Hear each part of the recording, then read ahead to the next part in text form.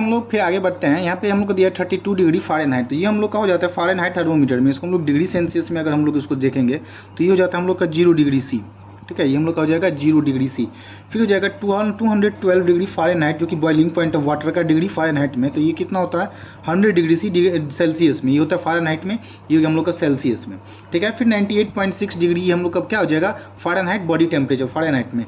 इसको हम लोग सेल्सियस में अगर देखेंगे तो ये कितना हो जाएगा 37 डिग्री सी। सेंटीग्रेड में अगर हम लोग इसको कन्वर्ट करते हैं तो ये हम लोग का ये सेल्सियस में ये हो जाता है। ठीक है, फिर आता है हम लोग का कुछ यूनिट्स यहाँ पे, जैसे कि है जैसे कि होता है हम लोग अब आते हैं फर्दर। तो ये हो जाता है हम लोग का हो जाएगा ये 1 फुट, जिसको बोलचाल की भाषा हम लोग कह रहे हैं। तो ये 1 फुट इज इक्वल्स टू होता है 304.8 mm। ठीक है, फिर आता है 1 कैलोरी। 1 कैलोरी हो जाएगा 2 किलो जूल्स, जो कि हमारा यूनिट ऑफ फूड एनर्जी हो जाएगा। फिर 1 एकड़ हो जाएगा हम लोग का 4147 स्क्वायर मीटर्स के बराबर हो जाएगा, जो कि हम लोग का 43560 स्क्वायर फुट के ये बराबर हम लोग का होता है। ठीक है, फिर आता है हम लोग का ये 1 पी का। 1 पी का हो जाएगा 4.2 mm, या फिर ये 12 पॉइंट्स होता है, या फिर हम लोग इसको कह सकते हैं 12 पॉइंट्स के इक्वल्स।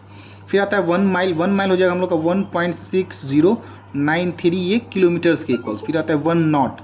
1 नॉट हम लोग का हो जाएगा फिर 1 nautical mile per hour. 1 nautical mile per hour ये क्या होता है, ये होता है जो शिप्स का जो स्पीड होता है वो हम लोग उसको मेजर करने के लिए वो स्पेशल यूनिट्स को बनाया गया है। ठीक है, फिर आता है 1 इंटरनेशनल नॉटिकल माइल, जो कि 1.852 किलोमीटर की इक्वल से। फिर आता है हम लोग का 1 इंच। 1 इंच होता है हम लोग का 25.4 मिलीमीटर के इक्वल्स होता है। फिर आता है 1 हैंड। 1 हैंड या फिर इसको हम हथेली जिसको हम लोग कह सकते हैं तो बोलचाल की भाषा में, तो ये हो जाएगा हम लोग का 101.6 mm, या फिर इसको हम लोग सीधा वो कह सकते हैं कि 4 इंचेस भी इसको हम लोग कह सकते हैं।